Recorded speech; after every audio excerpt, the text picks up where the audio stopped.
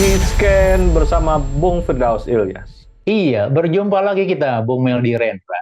Dua figur utama di Jawa Tengah, Bung Firdaus, antara mantan tentara ya, militer lawan pejabat polisi ya. Ini saya kira menarik ya, menjadi sebuah pola-pola yang ya politik nasional pernah diwarnai oleh kekuatan militer dan polisi gitu ya. Dan ini warna sipilnya jadi hilang saya kira di Jawa Tengah. Dan tentunya ini kekuatan-kekuatan mempengaruhi organisasi militer dan organisasi polisi akhirnya kan.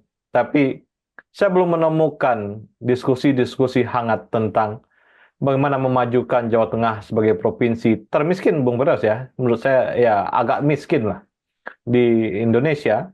Sehingga saya belum menemukan sebuah kecendekiawanan dalam pemilu, sebuah intelektualisme dalam pemilu yang terjadi di Jawa Tengah, atau perang urat saraf ya di media massa atau di media sosial di Jawa Tengah. Ini belum terlihat sama sekali. Yang terlihat adalah pengelompokan-pengelompokan para pensiunan-pensiunan tentara dan pensiunan-pensiunan polisi, Bung Firdaus. Iya, betul, Bung Meldi. Jadi kalau kita lihat yang menarik di dalam Pilgub, terutama Pilkada Pulau Jawa, adalah salah satunya adalah Jawa Tengah ya. Jadi Jawa Tengah ini menjadi semacam, kita menemukan semacam agak seperti, ya mungkin zaman Orde Baru ya, tanda kutip ya, di mana kandidatnya berasal dari dua-duanya dari aparat gitu. Satu dari polisi, satu lagi dari tentara gitu. Dan kemudian kalau kita lihat dari sisi demografi, Jawa Tengah ini kan sama seperti Banten, agak terbelakang kalau dibandingkan dengan Jawa Barat atau Jawa Timur, apalagi Jakarta atau Yogyakarta, begitu ya. Terutama untuk hal terkait dengan indeks pembangunan manusia, Bu Meldi, begitu. Walaupun dalam beberapa tahun terakhir ada semacam akselerasi di Jawa Tengah. Tapi sekali lagi, dengan kondisi seperti itu, begitu ya, Jawa Tengah, kemudian dengan karakteristik dan kebutuhannya, ternyata kita hanya punya dua figur, dan dua-duanya berlatar belakang aparat. Satu mantan polisi, satu lagi mantan tentara. Dan dari sisi ini maka menjadi pertanyaan publik adalah apakah nanti baik itu dari M. Lutfi ataupun juga Andika Perkasa, dua jenderal gitu ya, purnawirawan, bisa menawarkan program-program atau kerja-kerja yang dibutuhkan oleh masyarakat Jawa Tengah, Bu Meldi. Karena notabene mereka tidak memiliki pengalaman, terutama dalam sisi birokrasi ya. Mereka punya pengalaman sebagai aparat penegak hukum, terutama Lutfi gitu ya, Kapolda Jawa Tengah cukup lama, kemudian juga dari Pamen juga di sana begitu ya, bagian dari kedekatan dengan keluarga Solo begitu ya. Tetapi hal yang berbeda begitu ya, antara pemerintah dalam sisi kepolisian atau aparat dibandingkan dengan masyarakat sipil begitu. Begitu juga dengan Pak Andika Perkasa, mantan Panglima TNI begitu ya, kemudian bergabung dengan PDIP dan juga tidak memiliki pengalaman dalam pemerintahan daerah atau birokrasi begitu. Dan kira-kira dengan waktu yang terbatas ini, karena dua-duanya menurut saya maju karena lebih karena kalkulasi politik, Bung Meldi ya, gitu ya. Lutfi karena Kim Plus di sana, begitu belum juga pensiun, tapi sudah dimajukan. Begitu juga dengan Andika Perkasa, begitu.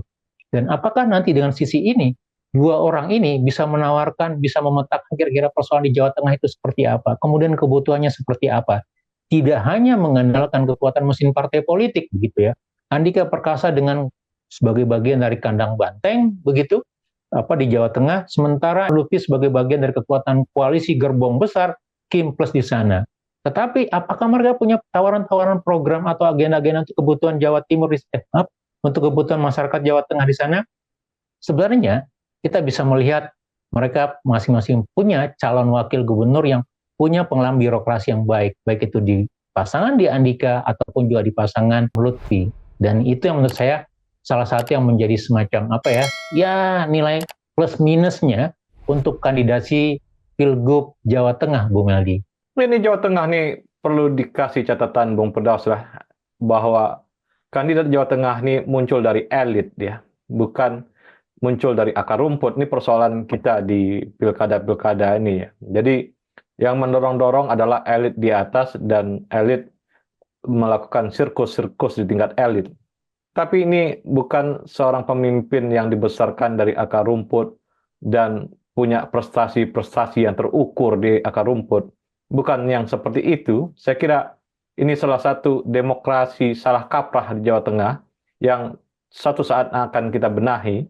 Karena demokrasi tidak boleh ditentukan oleh segelintir orang. Demokrasi harus difluurkan, dimunculkan di khalayak ramai, dan nanti masyarakatlah yang melihat, dan kemudian dibantu oleh media massa untuk memunculkan figur-figur yang mempunyai akar di masyarakat, Bung Firdaus. Iya, betul. Jadi sekali lagi memang gitu ya, rekrutmen politik, kemudian mekanisme seleksi calon pemimpin nasional atau pejabat publik harus juga mempertimbangkan latar belakang jejak rekam jejak dan seterusnya. Kalau kita lihat dari sisi ini memang kita memiliki keterbatasan untuk dua opsi yang ada di dalam calon gubernur Jawa Tengah, Bu Meldi. Artinya mampukah mereka, baik itu misalnya Emil Lutfi ataupun juga Andika Perkasa, melakukan semacam pembelajaran cepat secara otodidak begitu ya, entah dalam kepentingan kampanye ataupun juga kepentingan sebagai bagian dari passion berikutnya begitu ya, untuk menjadi pelayan publik, memetakan persoalan-persoalan publik terutama di Jawa Tengah begitu. Kira-kira apa yang menjadi persoalan mereka? Karena sekali lagi pendekatan di dalam birokrasi nanti akan jauh berbeda dibandingkan pendekatan di dalam sistem komando di baik itu di tentara atau di polisi, Bu Meldi begitu. Dan ini yang kita harapkan menjadi semacam satu catatan penting untuk mereka. Kemudian yang kedua, apakah nanti masing-masing calon wakil gubernurnya juga memiliki peran yang cukup vital atau tidak? Kalau kita lihat misalnya calon wakil dari Lutfi memiliki mantan pasangannya Pak Ganjar waktu itu begitu ya, wakil gubernur incumbent. Kemudian untuk wakilnya Pak Andika itu merupakan mantan wali kota Solo kalau tidak salah begitu ya. Artinya dan mantan kepala LKPP. Jadi dari sisi birokrasi pemerintahan daerah, dua orang calon wakil ini memiliki kapasitas yang cukup baik begitu. Dan bisakah mereka masing-masing memberikan semacam tambalan, memberikan kontribusi yang lebih besar? Tidak hanya sekedar ban serep begitu ya. Bisa memberikan juga kira-kira program-program apa, persoalan-persoalan apa, bagaimana tata laksana pemerintahan, bagaimana misalnya manajemen persoalan-persoalan masyarakat di Jawa Tengah begitu. Dan kalau ini terjadi, maka sebenarnya ya kita punya pilihan-pilihan yang cukup baik lah. Artinya ada alternatif yang bisa ditawarkan sekedar hanya gitu ya dari drop-dropan dari birokrasi atau elit di Jakarta, Bu Meldi gitu. Dan ini yang sebenarnya kita tunggu kira-kira dalam sisi, karena kalau tidak salah debat Jawa Tengah belum ya begitu ya, dalam beberapa hari lagi begitu ya. Dan kalau ini bisa dimunculkan dalam debat Pilgub Jawa Tengah begitu ya, keunggulan masing-masing terutama dengan dominasi yang lebih besar, porsi yang lebih besar untuk para wakil gubernurnya, maka kita akan melihat kira-kira peta persoalan di Jawa Tengah yang jauh lebih baik dan jauh lebih komprehensif, tidak hanya dari sisi pendekatan dari dari pejabat atau elit di Jakarta, Bung Yadi. Perbenturan ide ini yang kita bilang sebuah bara api gagasan ya, terutama di Jawa Tengah ini masalah penggusuran karena industri yang muncul semen misalnya atau proyek-proyek strategis pemerintah ini kan menjadi isu yang muncul di Jawa Tengah. Kemudian juga isu dari pabrik-pabrik konveksi, terutama tekstil yang makin lama makin tidak kompetitif ya di Jawa Tengah. Ya. Kemudian masalah-masalah UMR dan segala macam. Saya kira topik-topik yang puncak ya, topik-topik yang harus didorong ke atas itulah yang saya kira dijadikan perbantahan antar mereka, antar para kandidat, sehingga nih topik-topik ini bisa layak dikonsumsi, dicerna oleh masyarakat. Saya memilih siapa, Bung Firdaus? Iya, betul. Jawa Tengah dengan segala macam persoalannya, tingkat kemiskinannya masih cukup tinggi, kemudian IPM juga masih rendah di antara di Pulau Jawa, begitu ya. Lapangan pekerjaannya juga masih banyak yang belum terbuka, begitu.